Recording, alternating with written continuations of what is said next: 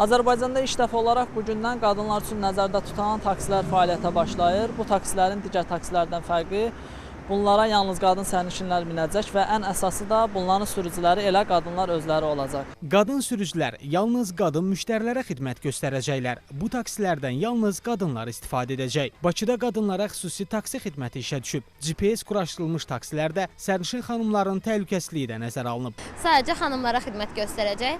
Avtomobillərimizin üstün özəlliklərindən biri də odur ki, GPS sistemləri ilə təchiz olunub. Bütün təhlükəsizlik sistemləri var avtomobilin içində. Daxili və xarici registrator, video registratorlar var.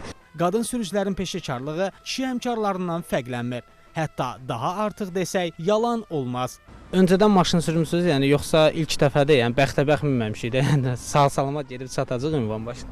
Sağ-salamat inşallah.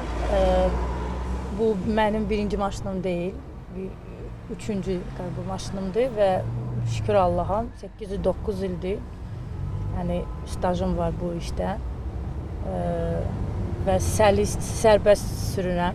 Taksi axtarışında olan kişilərin yolda görəndə bu avtomobillərə əl qaldırması isə əbəsdir. Onsuz da saxlamayacaqlar.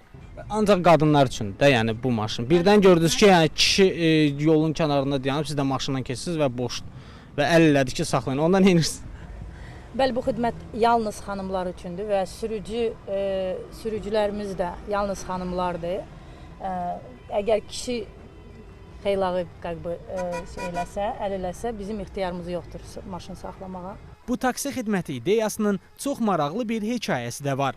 10-cu sinifdə oxuyan bir qızın xəyalı idi. Xanımlar üçün taksi xidməti. Xanımlar üçün taksi xidmətinin özəllikləri onları daha komfortlu, daha rahat hər hansısa bir yerdən bir yerə çatdırmaq imkanı idi. Və bu ideyanın üstündən müəyyən bir vaxt keçəndən sonra mən bir şirkət tapdım və bu şirkət nəzdində bu çalışmağa başladım və bu ideyamı sağ olsunlar reallaşdırmağa mənə kömək elədilər, maddi və mənəvi dəstək oldular. Azərbaycanda bir ilk olan bu taksilər xanımlar tərəfindən rəğbət qazanarsa, hazırda 20 olan avtomobillərin sayı daha da artırılacaq.